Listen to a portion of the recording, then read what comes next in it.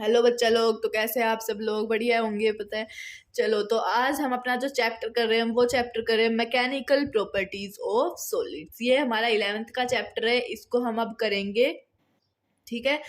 Fluids जो है वो मैं इसके बाद करवाऊंगी। पहले मैकेनिकल प्रॉपर्टीज ऑफ सॉलिड्स होंगी सिर्फ, उसके बाद नेक्स्ट लेक्चर में मतलब अगले लेक्चर के अंदर होगा मैकेनिकल प्रॉपर्टीज ऑफ फ्लूइड्स।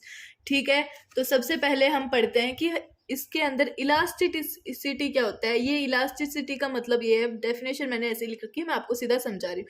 ऐसी प्रॉपर्टी मटेरियल की, बॉडी की, जिसके अंदर ये अपनी शेप को वापस से रिगेन कर लेती है। जो जैसे कि किसी को भी डिफॉर्म कर दे, जैसे कि एक क्ले है, उसको हम जाके दीवार पे मारे तो उसकी शेप चेंज हो जाती है। तो वापस से अगर वो आ जाए, मतलब शेप उसकी चेंज नहीं, जैसे बॉल है, बॉल की अगर हम मारे उसको दीवार पे तो थोड़ी सी शेप चेंज होती है, तो वापस आती है, तो उसकी शेप सेम वापस से आ जाती है, ओरिजिनल के अंदर आ जाती है।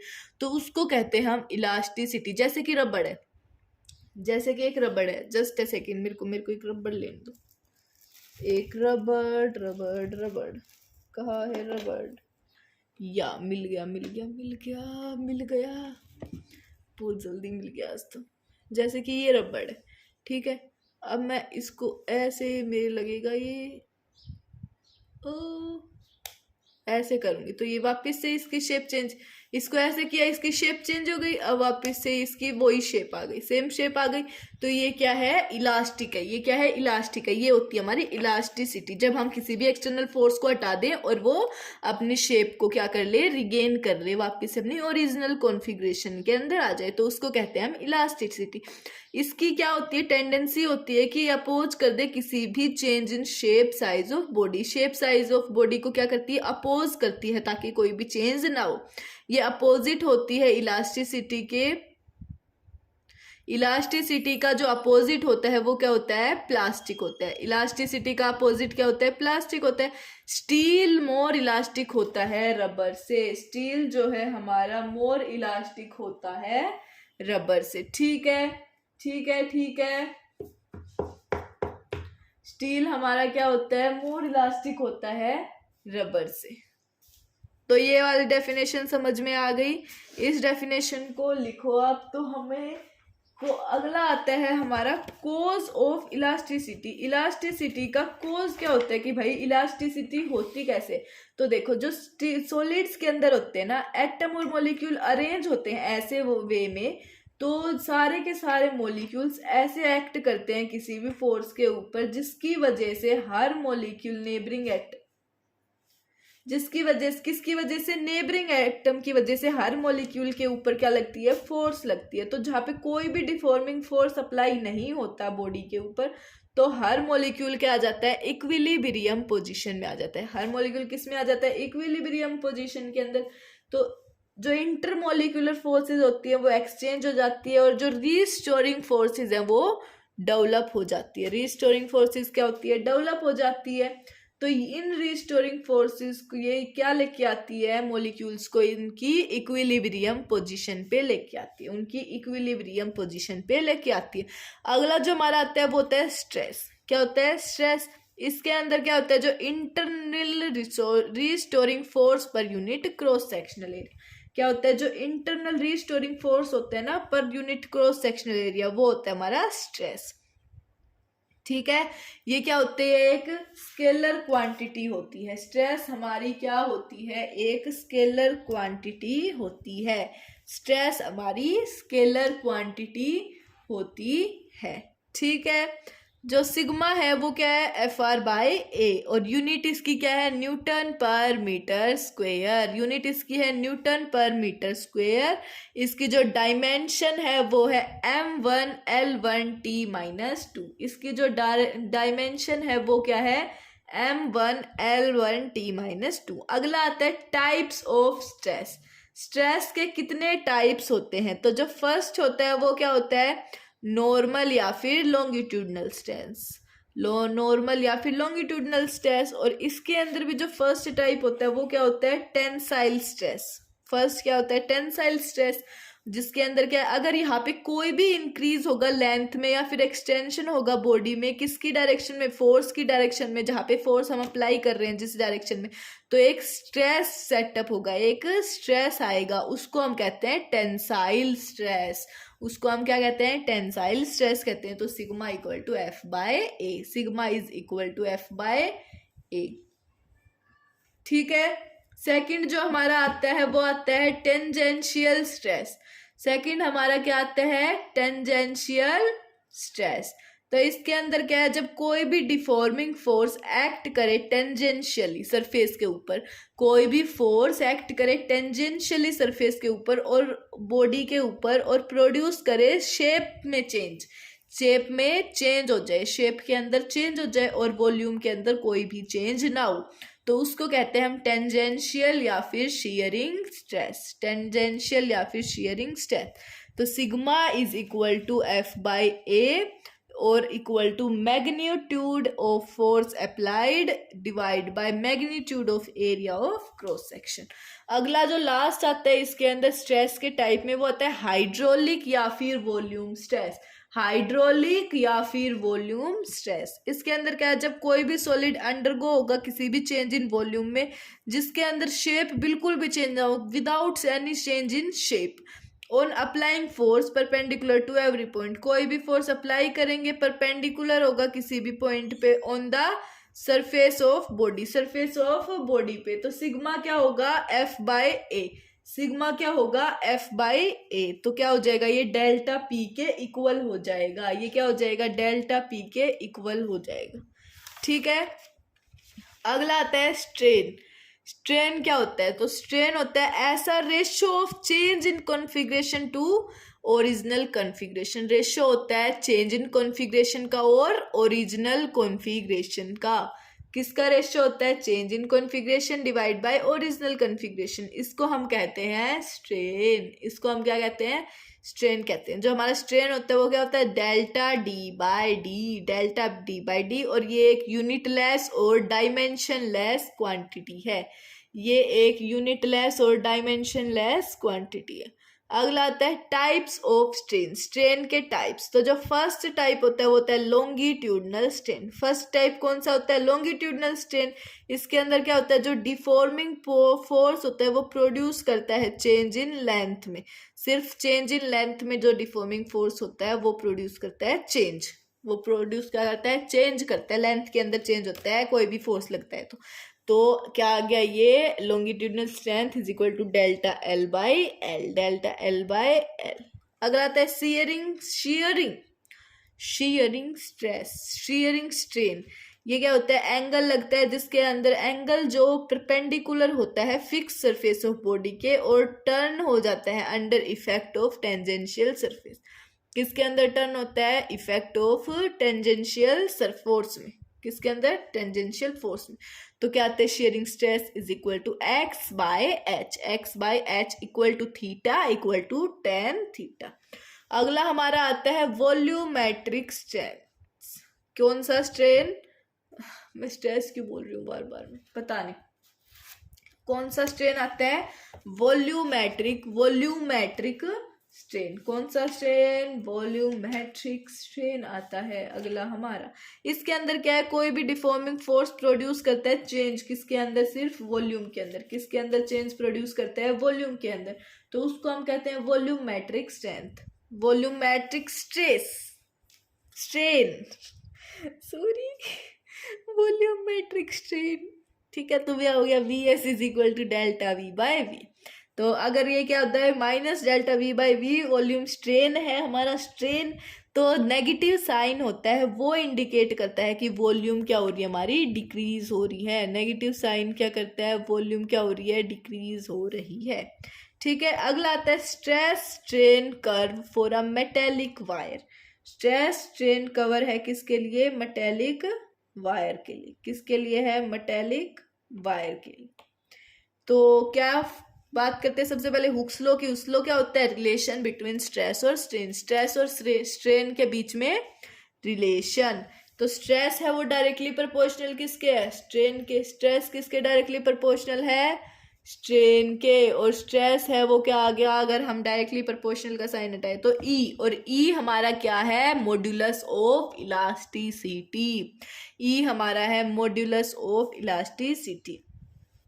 ये ऑब्जर्व हुआ है एक्सपेरिमेंटली स्मॉल स्ट्रेस के लिए। अगर स्ट्रेस प्रोपोर्शनल होता है बॉडी के, stress is proportional to the strain in the body, strain होता है ना बॉडी के अंदर, उसके प्रोपोर्शनल होता है हमारा स्ट्रेस, उसके प्रोपोर्शनल क्या होता है, स्ट्रेस होता है। ठीक है, ये इसका डायग्राम है, देखो ऐसे ये डायग्राम है, इसके अंदर ये स्ट्रेन दिया है, ये हमारा स्ट्रेस है, ये क्या है हमारा स्ट्रेस है, ये मैंने लिखा नहीं स्ट्रेस, सॉरी, ये हमारा स्ट्रेस है। देखो ये ऐसे जाता है, ऐसे ऐसे ऐसे आ जाता है। ई जो है ये रप्चर पॉइंट है, ये यहाँ पे हमारी मैक्सिमम टेंसाइल स्ट्रेंथ है। सी क्या है हमारा, सी कुछ नहीं दे रखा इधर, तो सी हमारा कुछ भी नहीं दे रखा है। प्लास्टिक बिहेवियर है सीडी का, सीडी का सीडी का भी है और बीडी का भी है, प्लास्टिक बिहेवियर। ठीक है, पूरा है ये बीडी तक प्लास्टिक बिहेवियर।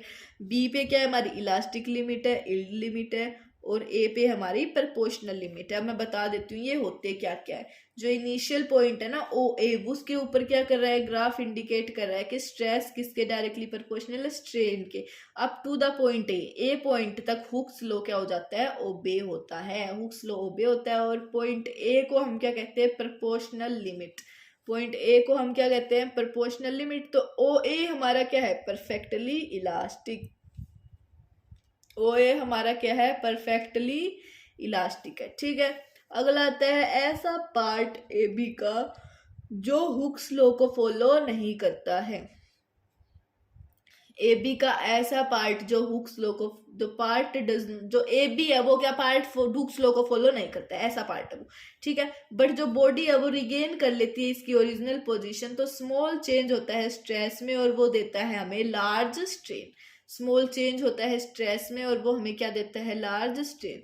अगर हम रीजन ओबी की बात करें तो रीजन ओबी क्या है, इलास्टिक रीजन, रीजन ओबी हमारा क्या है, इलास्टिक रीजन। और पॉइंट बी क्या है, इलास्टिक और यील्ड लिमिट। पॉइंट क्या है, बी क्या है, इलास्टिक और यील्ड लिमिट। अब बियॉन्ड बी, बी के बाद की बात करें तो बी के बाद क्या है, जो बॉडी है वो ब्रेक हो जाती है, इस ब्रेक कर देती है उसकी इलास्टिसिटी लिमिट को, और परमानेंट डिफॉर्मेशन हो जाता है और एक लॉट ऑफ स्ट्रेन के अंदर चली जाती है, कुछ लेस स्ट्रेस से। किसके लिए, सिर्फ लेस स्ट्रेस के लिए। कहाँ तक, डी तक, कहाँ तक, डी तक। और सी डी के अंदर जो बॉडी है वो कीप रखती है, इलोंगेटेड करती रहती है इसके खुद के ऊपर, और without any significant increase in stress, किसी भी सिग्निफिकेंट, कोई भी सिग्निफिकेंट इंक्रीज नहीं है स्ट्रेंथ के अंदर, स्ट्रेस में। तो सी डी क्या है, प्लास्टिक बिहेवियर। और पॉइंट ई पे जो वायर है वो हमारी टूट जाती है और उसको हम क्या कहते हैं, फ्रैक्चर पॉइंट। उसको हम क्या कहते हैं, फ्रैक्चर पॉइंट। क्या कहते हैं, फ्रैक्चर पॉइंट। ठीक है, अगला आता है classification of materials on basis of stress strain curve. Stress और स्ट्रेन के कर्व के ऊपर कुछ क्लासिफिकेशन है मटेरियल की। जो फर्स्ट आती है वो क्या होती है, डक्टाइल मटेरियल की। डक्टाइल मटेरियल तो क्या हो, लार्ज प्लास्टिक रेंज होगी एक्सटेंशन की। किसकी, लार्ज प्लास्टिक रेंज होगी एक्सटेंशन की। एग्जाम्पल है जैसे कि CuFeAgAl, CuFeAgAl। अगला आता है ब्रिटल मटेरियल, स्मॉल रेंज होगी प्लास्टिक एक्सटेंशन की, स्मॉल रेंज होगी प्लास्टिक एक्सटेंशन की। अगला आता है iron cast glass, iron cast और ग्लास। ठीक है, अगला है इलास्टोमर। इलास्टोमर क्या होता है, इसके अंदर कोई भी प्लास्टिक रीजन नहीं होता है, सिर्फ इलास्टिक रीजन होता है। इसके अंदर कोई भी प्लास्टिक रीजन नहीं होता, सिर्फ इलास्टिक रीजन होता है, जैसे कि rubber. So with in Hooke's law limit, कुछ हुक्स लॉ लिमिट्स के साथ जो स्ट्रेस है वो डायरेक्टली प्रोपोर्शनल है स्ट्रेन के। तो स्ट्रेस इक्वल आ गया ई इंटू स्ट्रेन, और e is equal to stress by strain क्या होता है हमारा, कॉन्स्टेंट होता है। तो क्या होता है हमारा, वो कॉन्स्टेंट होते हैं। ठीक है, ठीक है, ठीक है, ठीक है। चलो अगला जो हमारा आता है वो आता है मॉड्यूलस ऑफ इलास्टिक। क्या है, मेजर करता है मटेरियल को, इलास्टिक प्रॉपर्टीज होती है, मटेरियल इलास्टिक प्रॉपर्टीज को मेजर करता है। इसकी जो यूनिट होती है वो स्ट्रेस के बिल्कुल सेम होती है, दैट इज न्यूटन पर मीटर स्क्वेयर, न्यूटन पर मीटर स्क्वेयर। ये मेजर करता है रेजिस्टेंस ऑफ मटेरियल को टू इलोंगेशन, ताकि जो इलोंगेट करते हैं और कंप्रेशन करते हैं, मेजर करता है रेजिस्टेंस ऑफ मटेरियल को जो इलेंगेट, ताकि वो इलेंगेट कर सके, ताकि वो इलोंगेट कर सके या फिर कंप्रेशन कर सके। ठीक है, अगर हमारा ई ज़्यादा होगा तो एक स्टिफ मटेरियल होगा, स्टील होगा, उसका हाई यंग मॉड्यूलस होगा। अगर ई कम होगा तो लो यंग मॉड्यूलस होगा, और मटेरियल क्या होगा, फ्लेक्सिबल होगा और स्ट्रेच इजीली हो जाएगा। और ये क्या करेगा, लेस स्ट्रेस टेक करेगा, ताकि प्रोड्यूस करे सेम स्ट्रेन, ताकि प्रोड्यूस क्या करे, सेम स्ट्रेन प्रोड्यूस करे। अब अगली बात आती है type of modulus of elasticity. Modulus of elasticity के टाइप क्या क्या होते हैं? तो फर्स्ट जो होता है वो होता है यंग मॉड्यूलस। फर्स्ट क्या होता है, यंग मॉड्यूलस। यंग मॉड्यूलस हमारा क्या होता है, y is equal to longitudinal stress divide by longitudinal stress divided by longitudinal strain. तो y is equal to FL divided by A delta L, FL divided by A delta L. अगला आता है shear modulus। इसके अंदर क्या होता है, G is equal to shear stress divided by shear strain. तो क्या आ गया, G is equal to FTH by AX equal to FT by A theta, FT by A theta. ठीक है, अगला आता है bulk modulus. Bulk modulus of elasticity क्या होता है, beta is equal to volume stress divide by volume strain. Beta equal to volume stress divide by volume strain. तो beta आ गया हमारा delta p into v by delta v into minus v by delta v. देखो बेटा, ये जो chapter होगा ये भी हमारा आधे घंटे के अंदर खत्म हो जाएगा, मतलब कि आधे घंटे भी नहीं, 25 मिनट में खत्म, 10 मिनट भी नहीं लगेंगे इसके। तो अब तो बस कुछ नहीं है, बस 4-5 मिनट का, 20 मिनट में हो जाएगा मेरे ख्याल से। देखो अगला क्या है, कंप्रेसिबिलिटी। आप सोच रहे हो कि दीदी आप इतनी जल्दी जल्दी कैसे करवा रहे हो? मैं ऐसे करवा रही हूँ जल्दी जल्दी क्योंकि आपका ताकि से अच्छे से रिवीजन हो जाए। मैं 2x की स्पीड में पढ़ा रही हूँ। अगर किसी नॉर्मल बच्चे को देखना है ना तो कम स्पीड कर लेना थोड़ी सी, वैसे ज़्यादा करनी पड़ती, कम कर लेना। पर और ये जो स्पीड में पढ़ा रही हूँ ये मैं सही पढ़ा रही हूँ। और हाँ, साथ साथ मैं लिख भी तो नहीं रही ना, लिखने के अंदर टाइम लग जाता है। मैं डायरेक्ट आपको बता रही हूँ, मैं समझाती जा रही हूँ। नोट्स मेरे, ये नोट्स है, ये मैंने बहुत अच्छे से बना रखे हैं, मतलब लिखा अच्छे से नहीं रखे तो कोई बात नहीं, पर फिर भी देख लो अच्छे, ठीक है, कर लेना, इससे रिवाइज हो जाएगा, बढ़िया आ जाएंगे नंबर तो तुम्हारे। बस क्वेश्चंस की प्रैक्टिस करते रहना। क्वेश्चन के आप कहोगे कि दीदी आप इसके साथ साथ तो क्वेश्चंस करवाते नहीं हो। मतलब मैं साथ नहीं करवाती, एक्चुअली क्या बात है ना, मैं ये करवा दूंगी आपको, अभी नहीं करवाऊंगी, पर सारे अगर सारे चैप्टर कंप्लीट हो जाते हैं ना उसके बाद क्वेश्चंस करवाऊंगी मैं आपको। अभी ये क्वेश्चन ये नहीं करवा रही, ठीक है। क्वेश्चन मैं आपको प्रीवियस ईयर भी करवाऊंगी, सारे टाइप के क्वेश्चन करवाऊंगी कि किस किस के अंदर कैसे आए हैं, एडवांस के भी मेन के भी। पहले तो मेन के करवाऊंगी क्योंकि अभी मेन का पेपर है भाई, एडवांस का इतना नहीं है, एडवांस का थोड़ा दूर है, पर इतना भी नहीं है। करनी तो तैयारी दोनों की आपको, ठीक है। चलो चलो चलो चलो। और हाँ, एक और मेन बात, जो मैंने नीचे डिस्क्रिप्शन में लिंक दे रखी है ना, नीचे डिस्क्रिप्शन में लिंक दे रखी है, उसको फॉलो कर ले, फॉलो ना, जो ग्रुप को ज्वाइन कर लेना, टेलीग्राम ग्रुप को। क्योंकि क्या है ना, फिर अगर आप कर लोगे तो आपको वहाँ से नोट्स भी मिल जाएंगे और क्वेश्चंस भी मिल जाएंगे। और इंस्टाग्राम पे भी फॉलो कर लियो भाई प्लीज़। इंस्टाग्राम पे भी फॉलो कर लेना, आईडी दे दूँगी नीचे, ठीक है। जैसे कंप्रेसिबिलिटी है, कंप्रेसिबिलिटी क्या है, reciprocal of bulk modulus. Bulk modulus का क्या, रेसिप्रोकल। बल्क मॉड्यूलस का क्या, रेसिप्रोकल। तो कंप्रेसिबिलिटी हमारा क्या आ गया, 1/बीटा, 1/बीटा। अगला आता है electric potential energy of a stretched wire. Stretched wire की इलेक्ट्रिक पोटेंशियल एनर्जी। तो देखो, जब एक वायर को हम स्ट्रेच करते हैं तो इंटर एटॉमिक फोर्सेज होते हैं वो कम आ जाते हैं प्ले के अंदर, कि हाँ भाई अब हम भी आ गए हैं प्ले में। जो अपोज करते हैं चेंज को, जो किसको अपोज करते हैं, चेंज को, कि भाई तुम ऐसे कैसे वायर को स्ट्रेच कर रहे हो, हम आएंगे, लो हम आए खेलने, बताओ ऐसे कैसे खेल में हम आए, हम चेंज करेंगे अपोज, ऐसे कैसे कर दोगे तुम स्ट्रेस। तो स्ट्रेच, तो वर्क है वो लगेगा उसके अगेंस्ट। तो जो रीस्टोरिंग फोर्स है, जो वर्क है वो लगेगा किसके अगेंस्ट, रिस्टोरिंग फोर्स के अगेंस्ट। वर्क किसके अगेंस्ट लगेगा, रिस्टोरिंग फोर्स के अगेंस्ट। तो जो वर्क डन है स्ट्रेचिंग द वायर वो क्या हो जाएगी, स्टोर हो जाएगी इसके अंदर, और ये क्या बन जाएगा, as its electric potential energy. क्या हो जाएगी ये, इलेक्ट्रिक पोटेंशियल एनर्जी। अब ये क्या आ गया, work is equal to potential energy is equal to half into stress into strain into volume, half into stress into strain into volume. अगला आता है थर्मल स्ट्रेस या फिर स्ट्रेन, थर्मल स्ट्रेस या फिर स्ट्रेन। इसके अंदर क्या है हमारा, ये दे रखा है, एक रोड दे रखी है, इसको हीट किया, डेल्टा दी दिया, तो ये क्या थोड़ा सा इंक्रीज हो गया, एल बाई डेल्टा एल। क्या इंक्रीज हो गया, एल बाई डेल्टा एल। इसकी लेंथ एल थी, इसकी टेम्परेचर टी था, इसका लेंथ कितना हो गया, एल प्लस डेल्टा एल, और टेम्परेचर हो गया टी प्लस डेल्टा टी। तो delta L is directly proportional to L, और delta L is directly proportional to delta T. तो delta L is directly proportional to L delta T. तो delta L हमारा क्या आ गया, alpha L delta T, alpha L delta T. अगला आता है जो थर्मल कोफिशिएंट होता है लीनियर एक्सपेंशन का, वो एक्सप्रेशन का वो डिपेंड करता है मटेरियल पे। वो किस पे डिपेंड करता है, मटेरियल। अगर ये रोड फिक्स हो जाए वॉल्स के बीच में, अगर ये रोड फिक्स हो जाए वॉल्स के बीच में, तो ये जो फोर्सेस हैं ये क्या करेंगे, वॉल के ऊपर रोड के ऊपर क्या लगाएंगे, फोर्स लगाएंगे, ताकि वॉल पे फोर्स लगाएंगे। ठीक है, तो देखो ये कहाँ पे, रोड पे फोर्स लगा रही है, जो वॉल्स है वो क्या लगा रही है, फोर्स लगा रही है रोड के ऊपर, वॉल फोर्स लगाएंगे फिर रोड पे। ठीक है, टेम्परेचर राइज कितना करेगा, डेल्टा टी। न्यू लेंथ जो हो जाएगी वो हो जाएगी L plus delta L, L plus alpha alpha delta T, alpha delta T. तो न्यू लेंथ हो जाएगी alpha L plus alpha delta T. ठीक है, हमारा जो थर्मल स्ट्रेन आएगा वो क्या है, डेल्टा एल बाई एल। तो थर्मल स्ट्रेस कितना, एफ बाय ए।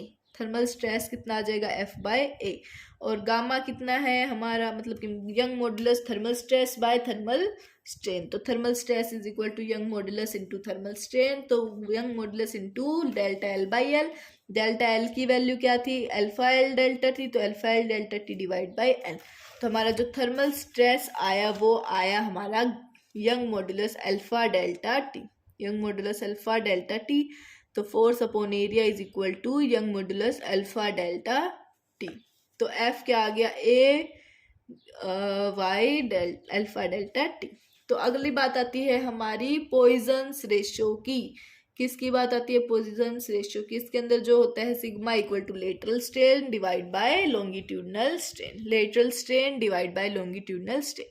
तो सिग्मा हमारा क्या हो गया, minus delta d l divide by delta l d, minus delta d l divide by delta l d. ठीक है, तो हमारा जो ये मैकेनिकल प्रॉपर्टीज ऑफ सॉलिड से खत्म हो गया है। इससे अगला करेंगे मैकेनिकल प्रॉपर्टीज ऑफ फ्लूइड्स। ठीक है, ये वाला चैप्टर हमारा खत्म हो गया है। तो थैंक यू सो मच, आपने इतने प्यार से इस लेक्चर को देखा, सभी को देखा।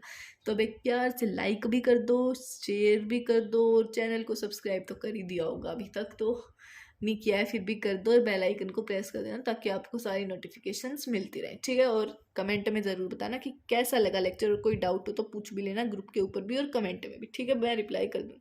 थैंक यू बेटा।